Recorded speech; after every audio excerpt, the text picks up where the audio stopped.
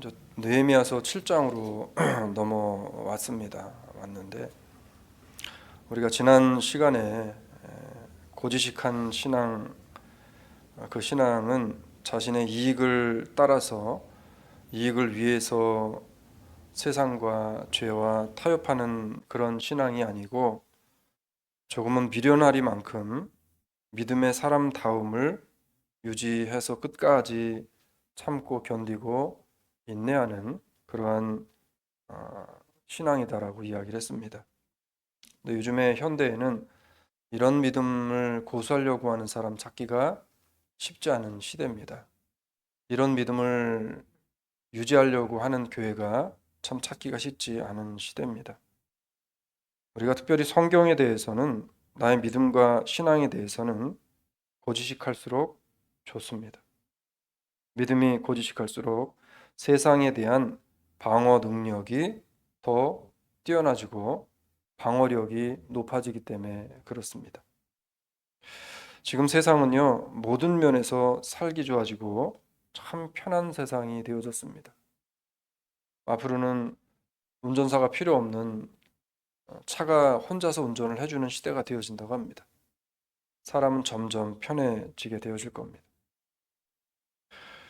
그런데 문제는 세상이 좋아지는 것보다도 그거에 비례해서 세상은 더 불안전해지고 불안한 세상으로 변해가고 있습니다. 이 치안이라는 말을 한번 찾아보니까 그렇게 돼 있더라고요. 나라를 편안하게 잘 다스리는 것, 안녕과 질서를 유지하는 것. 그러니까 치안이라는 거는 질서가 잡히는 겁니다. 질서를 유지하는 겁니다. 세상 어느 곳에도 질서는 있습니다. 사회에도 질서가 있고 가정에도 질서가 있습니다. 교회에도 질서가 있고 우리 믿음과 신앙에도 질서가 있습니다. 하나님이 태초에 천지를 창조하시고 에덴 동산을 지으시고 아담을 만드시고 또 아담의 뼈로 하와를 만드셔서 그들을 에덴 동산에 살게 하셨을 때에도 하나님이 세우신 동산 중앙에 있는 질서가 있었습니다. 질서가 무너지면 그러면 치안도 무너집니다. 요즘 미국 내에서 가장 위험한 도시로 손꼽히는 도시가 몇 군데가 있대요. 어디일까요? 네? 다인가요? 네, 다. 근데 뭐 어쨌든 특별히 좀 위험한 도시로 계속 탈바꿈 바뀌어가는 도시가 LA하고 또 뭐 필라델피아 일정 지역 그리고 또 몇몇 지역들이 있다고 합니다. 근데 이 지역에서 사람들이 대거 이탈을 해서 타주로 이동을 한다는 거예요. 그 중에서 많이 가는 주 중에 하나가 조지아랍니다. 많이 오는 주 중에 하나가. 이유가 뭐냐면 치안이 불안하다. 제가 명확히 기억이 안 나는데 몇 년 전인지 하여튼 뭐 그 전인지 미국에서 가장 살기 좋은 도시로 조지아에 있는 어떤 도시가 들어갔다는 이야기들을 들었습니다. 그럼 가장 살기 좋은 도시라고 이야기할 때 그 살기 좋은 도시가 되어지기 위해서 이 필요한 조건들이 있는데 그 중에 하나가 뭐냐면 치안이 잘 됐다는 것. 어떻게 여러분이 사시는 지역은 치안이 그래도 잘 돼 있다고 생각을 하시나요? 네.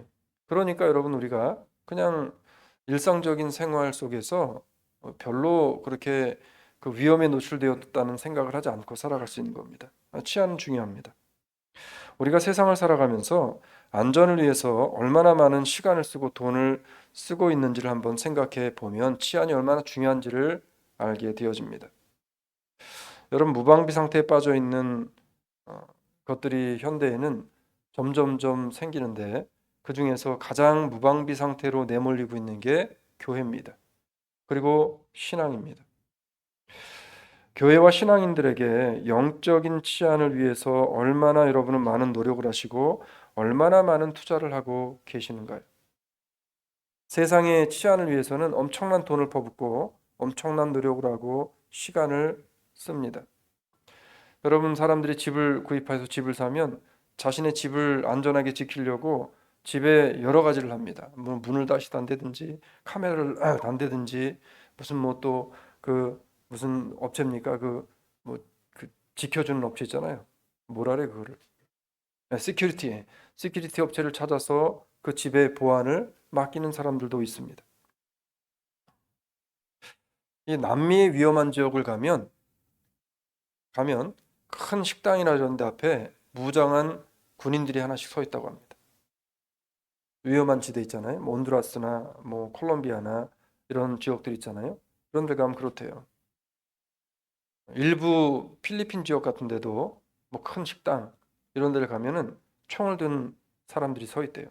그러니까 이, 군인은 아니고 사설업체의 경호원들이랍니다. 왜 그래요? 치안 때문에 그래요. 치안이 없어졌다는 건 질서가 없어졌다는 겁니다. 얼마 전 뉴욕에서 여러분 폭동이 일어나고 뉴욕에서 사람들이 뭐 가게를 막 가서 털어가지고 100명이 가서 막 털고 오는 그런 것들이 왜 그래요? 질서가 무너진 겁니다. 그 질서는 뭐냐면 세상적인 질서도 있지만 사람이 사람으로서 가지고 있어야 할 질서가 무너진 겁니다. 하나님이 사람을 창조하시고 하나님이 세우신 사람이 가지고 있어야 할 질서는 뭐예요? 말씀 안에서 하는 겁니다. 하나님의 뜻을 받들고 그 뜻을 생각하고 뜻을 따라 사는 겁니다. 우리는 오늘 이스라엘 백성들의 행동을 통해서 주님께서 주시는 메시지를 심각하게 받아 우리 교회와 나 자신의 믿음의 질서, 믿음의 치안을 다시 한번 좀 강화시키는 그러한 시간이 되어지기를 원합니다. 제가 그 설교문을 쓰다가 보면 설교문이 길어져요, 막. 그래가지고 어떻게든 좀 줄여보려고 노력을 하는데 오늘 한번 좀 줄여보기 위해서 좀 빨리 달려보도록 하겠습니다. 자, 우리는 하나님께서 교회와 우리들에게 하신 말씀을 기억하고 살아야 됩니다. 지난 한 주간 여러분이 한 주간을 살아오시면서 하나님의 말씀을 얼마나 기억하시면서 살으셨나요? 예? 그냥 바쁜 일상 속에 세상에서 직장과 그 다음에 직장에 나가서 일을 하는 것 때문에 너무 치이고 힘들어서 하나님의 말씀이 내게 무슨 말씀을 주셨는지를 생각을 하지 못하고 살았을 분들이 대부분일 겁니다. 성경은 우리에게 뭐라고 이야기하냐면 이사야서 62장 6절로 7절에 이렇게 이야기합니다. 갑니다.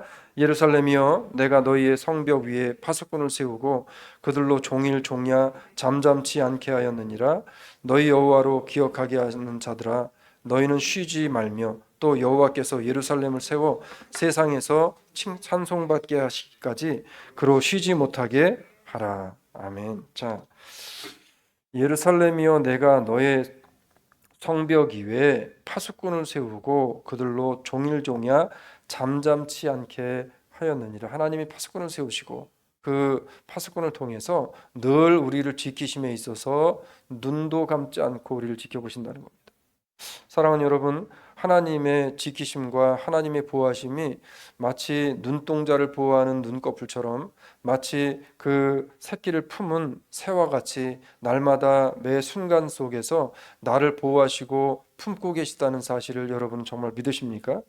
하나님이 나를 위해 파수꾼을 세우셔서 내가 세상에게 넘어가지 않고 마귀의 밥이 되지 않도록 나를 오늘도 지키시고 지난 한 주간을 지켜 주신 것을 정말 믿으십니까?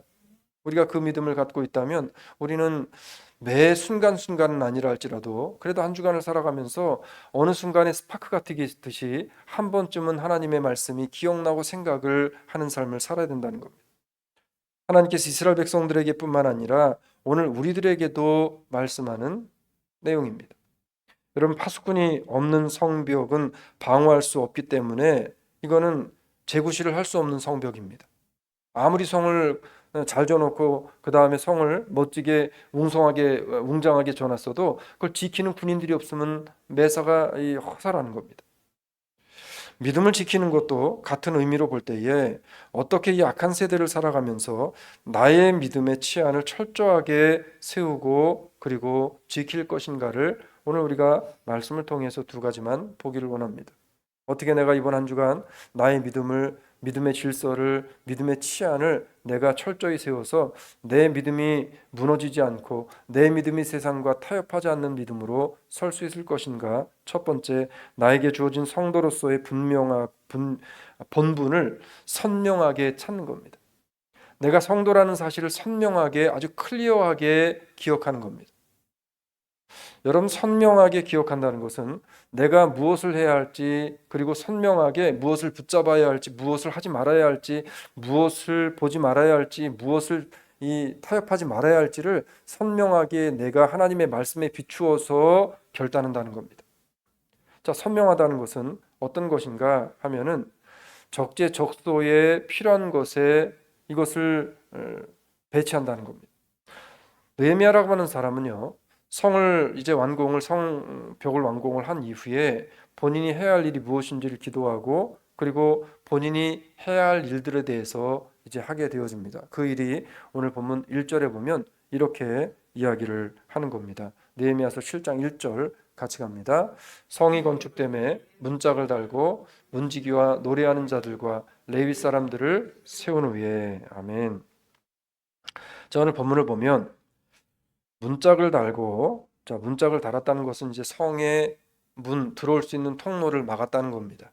여러분이 예루살렘 성벽을 쌓고, 그리고 그 쌓는 과정, 그 다음에 하나님이 왜 예루살렘 성을 그토록 어려운 환경 속에서 다시 재건축하게 하셨는지, 왜 예루살렘 성 안에 하나님의 성전을 재건축하게 하셨는지, 그리고 왜 아무런 그 의미도 없는 것 같은 문짝을 다는 것까지 이렇게 성경에서 기록을 하시면서 우리에게 말씀하시는지, 우리는 성경 속에 하나님이 말씀하신 말씀 단어 한 단어 한 단어 의미 없고 하나님께서 그 말씀에 의미를 담지 않은 말씀이 하나도 없다는 사실을 기억하시고, 성경을 보시고 성경을 들으실 때에 이것을 기억하면서 말씀 속에 들어오시기를 바랍니다. 성이 건축됨에, 자, 성이 건축이 되어짐에 뭐를 달았다 그랬어요? 문짝을 달고. 문짝을 달았다는 것은 제가 뭐라 그랬죠? 이제 문으로 들어올 수 있는 모든 문을 어떻게 했다는 거예요? 걸어 잠궜다는 겁니다. 잠글 수 있는 문이 생겼다는 겁니다. 내가 예수 믿기 전에는 세상으로부터 오는 죄에 대한 죄의 습성들, 죄와 타협하는 모든 것들을 걸어 잠글 만한 문이 없었어요. 그냥 그때는 세상에 오는 것들을 그냥 받아 먹었습니다. 세상이 좋다고 하면 좋은가 보다라고 하고 다 받아들였습니다.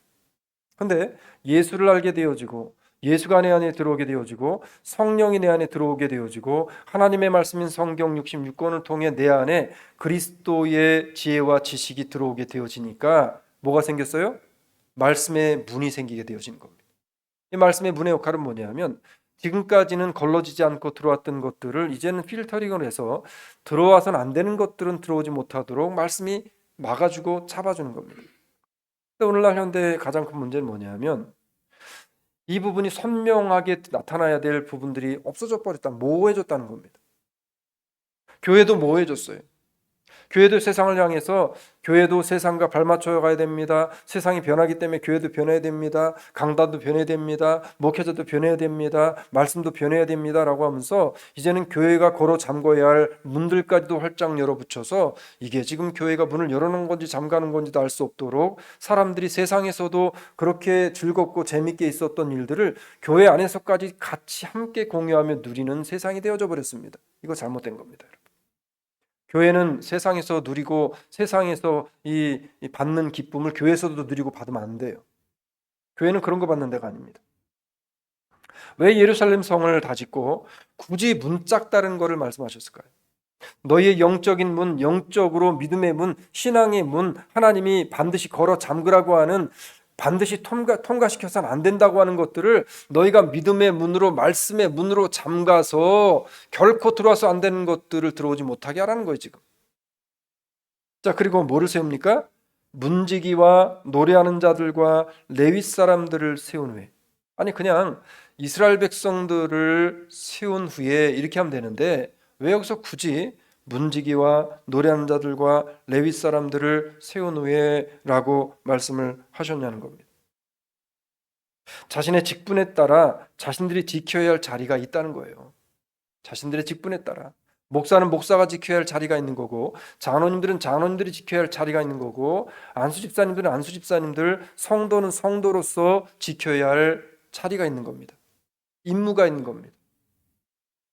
자, 이 말씀은요, 각자 자신의 달란트에 따라 잘하는 것으로부터 임무를 맡았고 열심히 그 일을 위해 충성을 하면은 되는 거였습니다. 성경은 우리에게 맡은 자들에게 구할 것은 뭐라 그랬어요? 충성이니라.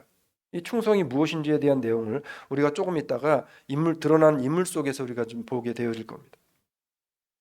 자, 베드로전서 4장 10절은 우리에게 이렇게 말씀을 합니다. 각각 은사를 받은 대로 하나님의 각양 은혜를 맡은 선한 청지기 같이 서로 봉사하라.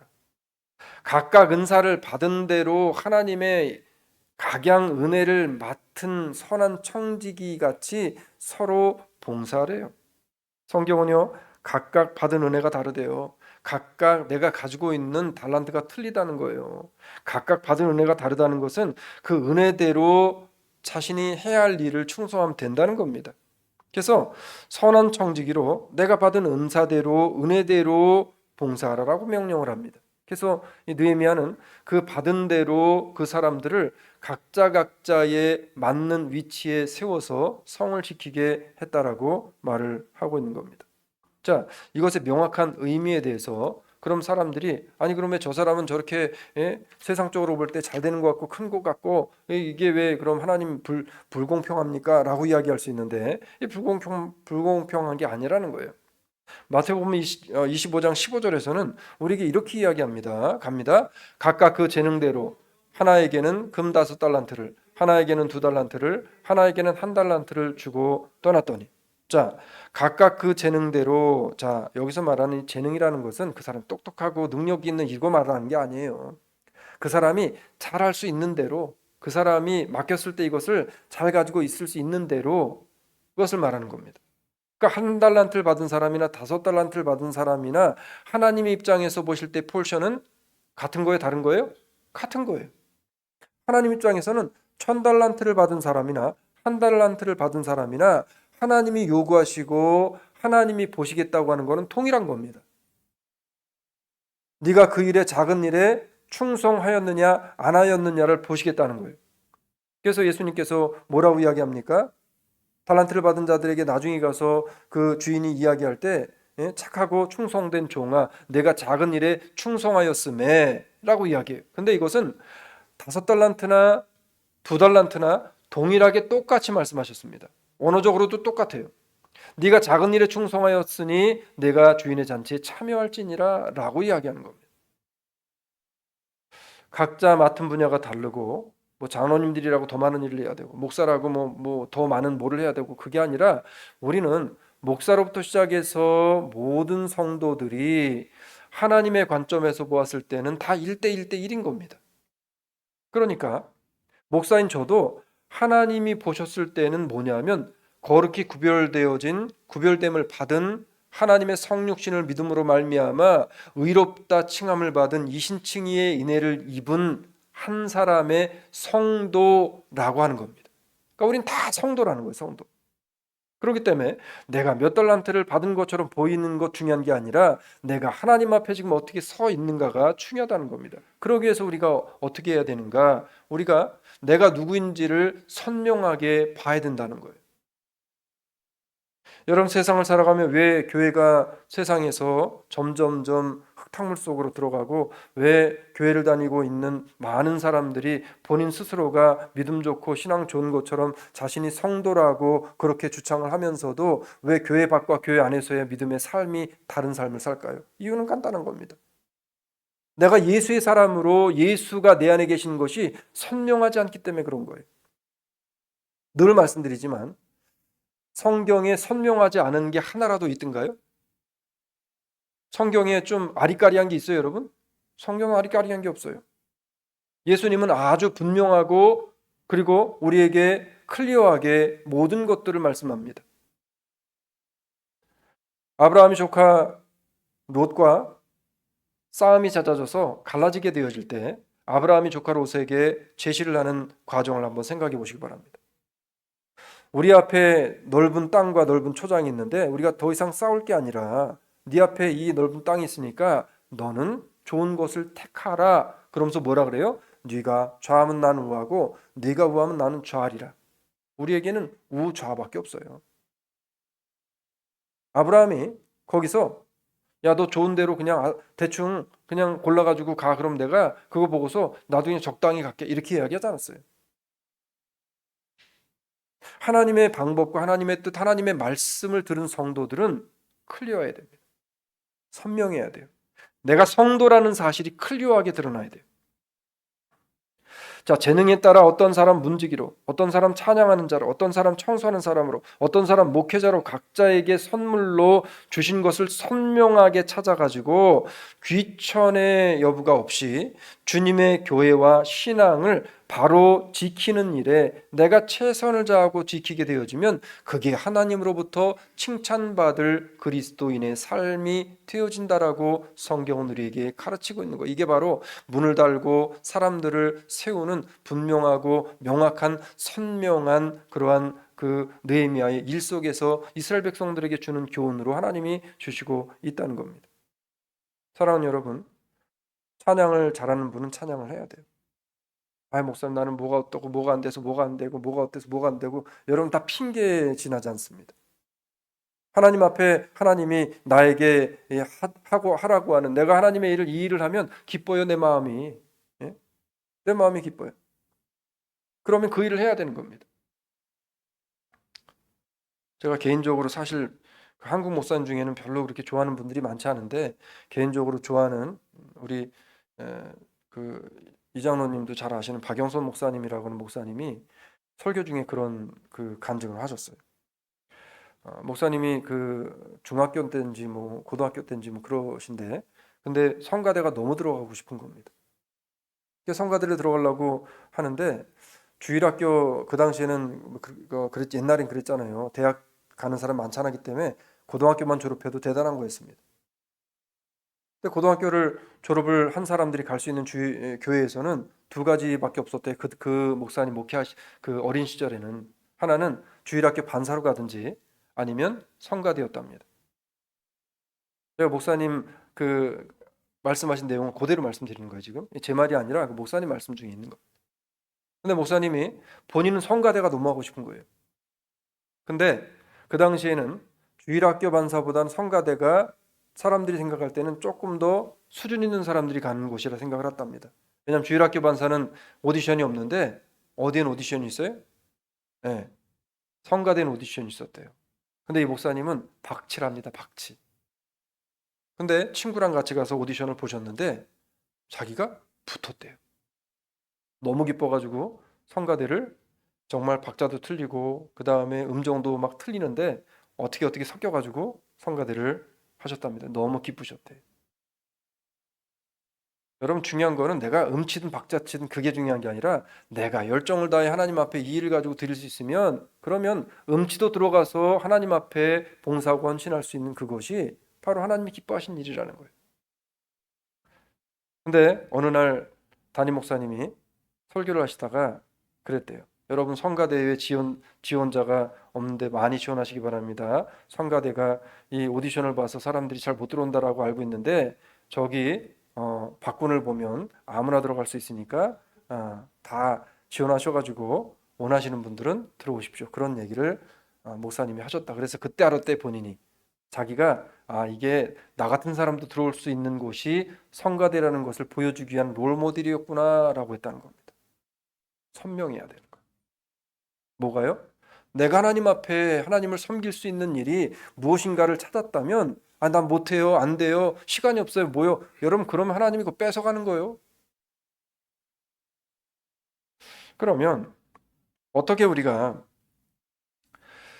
영적 치안을 더 단단히 하기 위해서 나의 믿음과 신앙을 더 선명히 하고, 그 다음에 내가 하나님 앞에 섬기는 이 일이 정말 하나님께서 기뻐하시는 일이기 때문에 힘들어도 이 일을 할 수 있는가? 두 번째는 하나님을 경외하게 되어질 때 영적 치안이 단단해져서, 그래서 내가 무엇을 해야 할지가 선명해지게 되어지고, 그 일을 맡게 되어질 때 힘들고 고단해도 기쁨으로 할 수 있는 믿음의 사람이 되어질 수 있다는 겁니다. 그 일이 되어져야 내 믿음이 흔들리지 않는 거예요. 느헤미야는요, 2명의 관원을 임명합니다. 성의 관리를 맡기고 성의 안전하고 치안을 책임을 맡게 하는 데 두 사람을 쓰게 되어지는데, 한 사람은 누구냐면 성경에 보면 느헤미야의 형제인 하나니이고요. 또 한 사람은 어, 하나냐입니다. 하나니는 누굽니까? 우리가 이 느헤미야가 처음 시작할 때 느헤미야가 이제 어떻게 해요? 예루살렘 성으로 자기 동생을 보내요. 자기 그 형제를 보냅니다. 그래가지고 형제가 그 예루살렘 성에 가서 예루살렘 성의 모든 실태를 보고 와서 예루살렘이 이렇게 황폐했다, 하나님의 성전이 무너졌다, 너무 비참하고 참혹스럽다라고 하는 것을 느헤미야에게 알려준 사람이 누구예요? 하나니예요. 하나니. 그리고 또 한 사람은 누구냐면 바사궁의 관원이었던 누구예요? 하나냐예요. 여러분 헷갈려요. 하나니 하나냐 뭔 이름들이 뭐 이렇게 니하고 나하나 차이로 갈라지는데, 그러면 하나냐라고 하는 사람 어떤 사람인가 보면 오늘 본문 2절로 갑니다. 자, 2절 같이 갑니다. 시작. 내 아우 하나니와 영문의 관원 하나냐로 함께 예루살렘을 다스리게 하였는데 하나냐는 위인이 충성되어 하나님을 경외함이 무리에서 뛰어난 자라. 자, 그러면 하나니는 자기 형제로 하나님을 사랑하는 사람이었고 조국을 사랑하는, 하나님을 사랑하는 것에 이미 인정받았던 사람이기 때문에 내 조국이 어떻게 되어졌는지 궁금해서 가서 그 조국을 현실을 보고 느헤미야 형제에게 알려줬던 사람이었고, 하나냐라고 하는 사람은 바사궁의 관원이었어요. 오늘날로 말하면 뭐라고 이야기하면 좋을까요? 예? 오늘날로 말하면 정부 일을 하는 사람, 정부 일을 공무원이었어요. 자, 이 공무원이었던 사람인데, 그런데 이 사람이 어떤 사람이냐면 하나냐는 위인이 충성되어, 자, 위인이 충성되어라고 이야기. 위인이 충성되어. 자, 그러면 여러분 위인이 충성되어라고 하는 말은 무슨 말일까요? 예, 인간의 됨됨이. 자, 우리 그 옛날 요즘 잘 안 쓰는데 사람들이 아우 이 위인 뭐 이렇게 막 쓰잖아요, 그렇죠? 예, 내 이 위인을 데리고 살아야 돼 말아야 돼. 자, 이 사람은 어떤 사람인가 하면 이런 의미입니다. 자, 이 사람은 충성된대. 뭐에 대해서 충성되대요? 하나님을 경외함이 충성되대. 근데 충성이 어느 정도냐면 모든 무리에서 뛰어날 만큼 충성되다. 여러분, 충성되다, 충성하다라는 말은 뭐냐면 배신하지 않는다는 겁니다. 어떠한 일이 있어도 배신하지 않는다는 겁니다.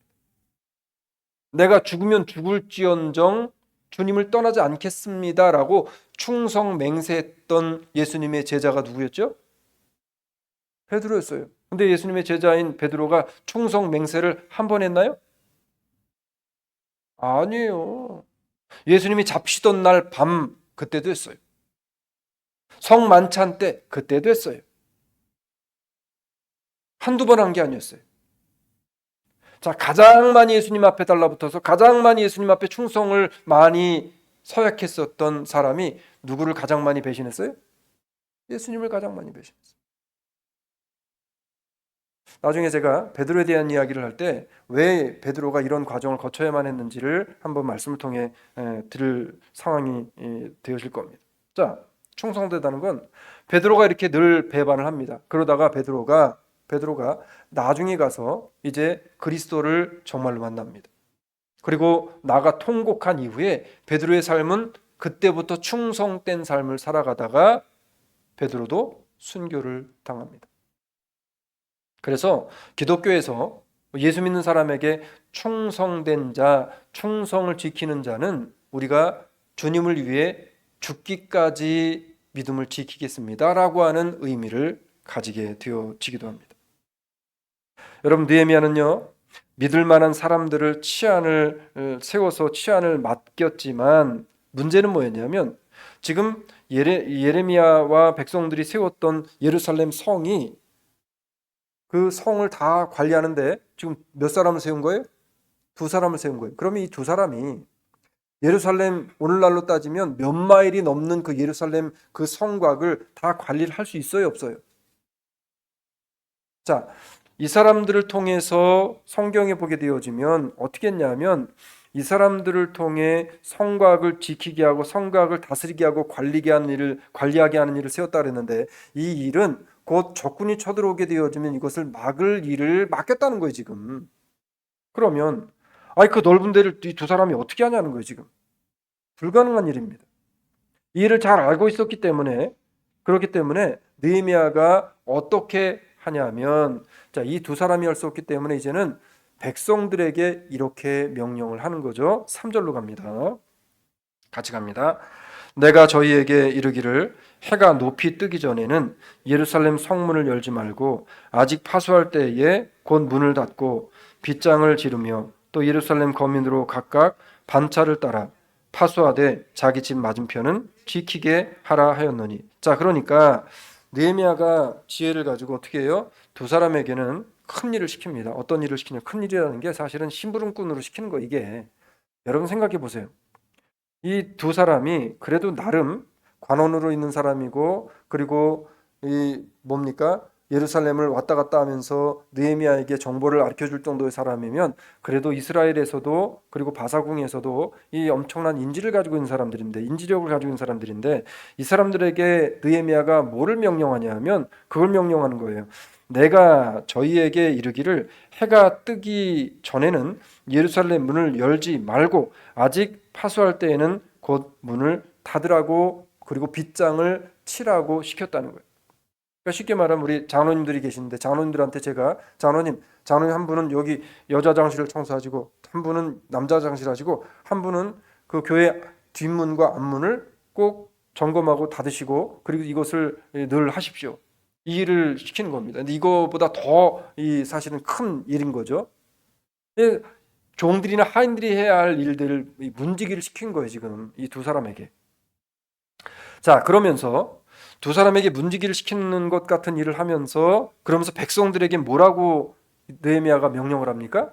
백성들에게는 거민으로 각각 반차를 따라 파수하되 자기 집 맞은편을 지키게 하였다.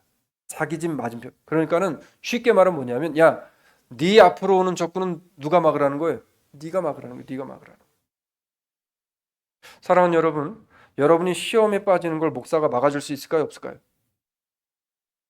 있어요, 없어요? 여러분이 시험 드는 거 목사가 막을 수 있어요, 없어요? 없어요. 누가 막아야 돼요? 네. 나와 하나님과의 관계 속에 내가 막아야 되는 거예요. 여러분의 가정 일을 목사가 해결해 줄 수 있어요, 없어요? 없어요. 내가 해결해야 되는 거예요.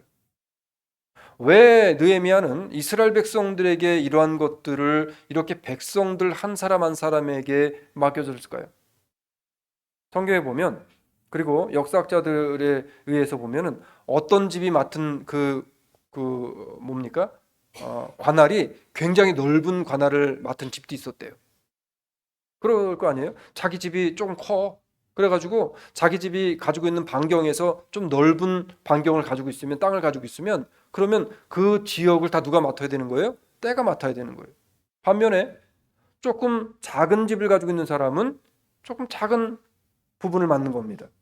사람들은 그렇게 생각해요. 아니, 왜 하나님 공평하지 않게 저 사람들 이렇게 큰 집을 줘서 큰 땅을 가지고 살게 하고 나는 조그만 집을 가지게 합니까? 근데 막상 전쟁이 터지면, 야, 이게 조그만 집이 좋은 거구나. 여러분, 하나님이 사람들에 맞게 그렇게 주셨다는 겁니다. 느헤미야가 그 일을 했던 거예요, 지금. 느헤미야는요, 성문 개폐와 성벽 방어에 대한 명령을 내리고, 그리고 이것을 예루살렘 성의 규모가 매우 크기 때문에 성벽을 완공했지만 성벽 안에가 완공되어지지 않은 상황 속에서 이제 사람들에게 각자 맡은 그 지켜야 할 분량을 나눠주게 되어집니다. 그럼 여기서는 질문이 듭니다. 여러분, 그러면 성벽을 다 완공했으니까 이제 백성들은 살기 편해졌을까요? 백성들의 집도 다 짓고 지금 편하게 살 수 있는 환경이 되어졌을까요? 아니에요. 사람들은 착각합니다. 일단 내가 잘 먹고 잘 살아야 교회도 뭐가 좀 할 수 있고 그러는 거지 라고 생각합니다. 여러분, 이건 거꾸로 가는 신앙인 거예요. 성경은 뭐라고 이야기하냐면, 오늘 마지막 절 4절로 갑니다. 같이 갑니다. 시작. 그 성은 광대하시고 거민은 희소하여 가옥을 오히려 건축하지 못하였음이니라. 자, 성경 그대로 우리가 보면 성벽은 완성이 되어졌지만 아직 뭐는 다 무너진 상태로 있어요? 백성들이 살고 있는 집은 무너진 상태로 있는 거예요. 근데 뭐부터 진 거예요? 지금 성벽과 하나님의 성전부터 진 거예요. 우리 인생은 거꾸로 가죠. 사람들은 거꾸로 갑니다, 보통. 근데 성경이 말하는 것은 뭐라고 이야기하냐면, 먼저 하나님의 나라와 그의 의를 구하라고 이야기합니다. 우리는 정말 찬양으로도 잘해요. 먼저 그 나라와 의를 구하라. 그 다음 뭐예요? 그 나라와 그 의를 구하면 그리하면 너희에게 모든 것을 주시리라. 그러면서 찬양도 잘해요. 근데 실질적인 삶에서는 먼저 나의 나라와 나의 의를, 먼저 나의 이익과 나의 유익을 위해 살고 남으면 주님의 의를 위해 살겠습니다. 이게 오늘날 현실의 기독교, 현실의 교회, 현실의 오늘 성도들의 모습 아닌가요? 그렇잖아요. 느헤미야는 그 사실을 너무나 잘 알고 있었어요. 그래서 먼저 하나님의 나라와 의를 먼저 구하고 그리고 백성들의 살 것을 그 이후에 청하게 되어집니다. 백성들은 막 난리 났을 거예요. 아니 지금 내가 집도 지금 못 줘가지고 있는데 나보고 이걸 지키라고요? 아니 내가 이것도 못 해가지고 있는데 문을 열라고? 근데 그게 하나님의 뜻이었다는 거예요. 여러분 성 안은 아직까지 대부분 황폐한 상태 그대로 있었습니다. 그러면 느헤미야는 어떤 믿음으로 사람들도 몇 없는 본문에 보면 아직 뭐가 희소했다 그랬어요? 거민이 희소하여. 자, 희소했다는 건 뭐예요? 예루살렘 성 안에 지금 사람들이 많이 산다는 거예요? 안 산다는 거예요? 안 살고 있다는 걸 많이. 그렇기 때문에 이 백성들의 고역은 더 힘든 겁니다. 이 느헤미야는 무리해서 이렇게 예루살렘 성을 짓고 하나님의 성전을 전냐는 거예요. 그 이유를 우리는 성경을 통해 찾습니다. 느헤미야는 하나님의 약속을 받았고 약속을 믿었기 때문에 그래요. 자, 스가랴서 8장 3절로 6절에 보게 되어지면 하나님이 하신 약속, 예루살렘에게 하신 약속을 이렇게 이야기하는데 우리 좀 길지만 찬찬히 같이 읽겠습니다. 시작. 나 여호와가 말하노라 내가 시온에 들어온즉 예루살렘 가운데 거하리니 예루살렘은 진리의 성읍이라 일컫겠고 만군의 여호와의 산은 성산이라 일컫겠으리라. 만군의 여호와가 말하노라 예루살렘 길거리에 늙은 지아비와 늙은 지어미가 다시 앉을 것이라. 다 나이 많음으로 각기 손에 지팡이를 잡을 것이요 그 성읍 거리에 동남과 동료가 가득하여 거기서 장난하리라. 만군의 여호와가 말하노라 이 일이 그날에 남은 백성의 눈에는 기이하려니와 내 눈이 어찌 기이하겠느냐? 만군의 여호와의 말이니라. 자, 지금은 볼품 없어도 이제 하나님의 약속이 이행되어지면 그 황폐했던 예루살렘에 하나님이 이제는 지팡이 든 노인들만 뿐만 아니라 이 젊은이들 어린아이들이 뛰놀고 거기에 아주 백성들이 창궐하게 되어질 그날을 하나님은 이미 약속하셨다는 거예요. 느헤미야는 그거를 바라봤다는 겁니다. 사랑하는 성도 여러분, 하나님께서 하나님을 믿는 가정, 하나님을 존귀히 여기는 그 가정 위에 하나님의 세우심의 법칙과 하나님의 부으심의 놀라운 은혜가 오늘 느헤미야에게 보이셨던, 이스라엘에게 약속하셨던 이 은혜로 동일하게 부어주신다는 사실을 의심치 않고 믿으시는 성도님들 되시기를 주의 이름으로 축원합니다. 그래야 믿음의 성벽을 크게 두르는 거예요. 결국 느헤미야는요, 하나님의 주권과 그 약속의 말씀을 철저히 믿었고요. 그 믿음을 바탕으로 공사를 진행했고요. 철저히 성벽을 지키도록 명령하게 되어지는 겁니다. 그러면 성벽을 철저히 지키고 백성들에게 자기가 맡은 바 그 구간을 지키라고 한 그 이유가 뭘까요? 영적인 의미가 있다는 거예요. 다. 이것은요, 겉으로는 성벽을 지키는 것처럼 보였지만 그 중심에는 공동체 안에 파고 들어올 수 있는 뭐를? 죄를. 나 자신의 집 앞을 지키라는 것은요, 자신의 가족과 자신을 죄로부터 지키라는 단호한 하나님의 명령의 말씀이었던 겁니다. 성을 다 지키는 것, 이것은 두 사람으로 되지 않아서 각자 맡은 바 부분을 지키게 되어지면, 우리가 지키려고 애를 쓰면 하나님이 보호하실 것인데, 그런데 너희 각자의 믿음과 신앙, 너희 집안의 모든 신앙적 문제들을 너희가 하나님의 관계 속에, 예수 그리스도의 관계 속에서 지키라는 거예요. 지금 지키라는 거예요. 느헤미야는요, 철저히 여호와 하나님을 의지한 사람이었고요, 인간이 아무리 완벽하게 준비하고 대비해도 하나님의 도우심이 없이는 모든 것이 허사라는 것을 잘 알고 있었던 사람입니다. 그래서 우리가 잘 알고 있는 시편 127편 1절에서 날마다 고백했던 내용이 뭐예요? 이 고백이잖아요. 같이 갑니다. 여호와께서 집을 세우지 아니하시면 세우는 자의 수고가 헛되며 여호와께서 성을 지키지 아니하시면 파수꾼의 경성함이 허사로다. 하나님이 지켜주신다니. 어떤 사람에 대해서 하나님 내가 믿음으로 살려고 애를 씁니다. 하나님 내가 믿음으로 지키려고 애를 씁니다. 하나님 세상과 철저하게 담을 쌓고 하나님의 복음의 진리 말씀대로 살아보려고 타협하지 않는 삶을 살아가겠습니다라고 하나님의 말씀을 부여잡고 오늘도 믿음을 지켜보겠노라고 그 나라와 그 의를 위해 살아보겠노라고 애쓰는 사람들을 하나님은 지키시고 그 가정을 세우시게 되어진다라고 성경은 말씀하고 있는 거죠. 말씀 맺을게요.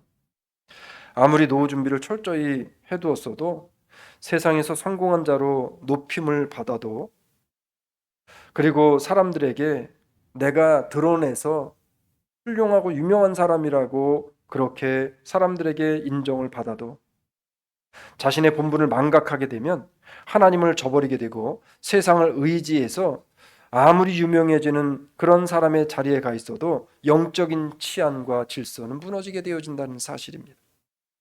여러분 아무리 잘났다고 떠드는 사람도 스스로 못났다고 자신 스스로가 비관하고 비하하는 사람도 그 본질은 동일한 것이고 똑같은 먼지란 사실을 우리가 잊지 않게 되어지면 내가 어떻게 살아야 될지 무엇을 위해 살아야 될지를 우리가 날마다 상기하고 살 수 있다는 거예요. 창세기 3장 19절은 우리에게 날마다 매일매일의 삶 속에 아침이 되어지고 저녁이 되어지면 이것을 잊어먹지 말라고 우리에게 주신 말씀이에요. 같이 우리가 읽어볼게요. 내가 얼굴에 땀이 흘려야 식물을 먹고 필경은 흙으로 돌아가리니 그 속에서 내가 취함을 입었음이니라. 너는 흙으로 돌아갈 것이니라 하시니라. 여기서 한국말에서는 흙이라고 표현을 했는데 히브리어 성경에서는 이것을 먼지라고 표현을 해놨습니다. 먼지. 그러니까 흙도 아니고 먼지의 먼. 우리는 뭘로 만든 거예요? 하나님이 먼지로 만든 거예요. 먼지. 여러분 집에 가셔가지고 먼지 있는 부분 가서 이불 한번 훅 불어보세요. 먼지 어떻게 됩니까? 날아가 버리고 없어요. 우리는 그 먼지 같은 인생이라는. 몇십 년 살다가 이 세상에게 믿음과 신앙적 양심을 내어주지 말고 믿음의 치안을 더 단단히 해서 교회 안에서나 교회 밖에서나 동일한 믿음의 승리자로 살아갈 수 있는 저와 우리 주사랑 장로교회 식구들이 되시기를 주 이름으로 축원을 드립니다. 주님 고맙습니다.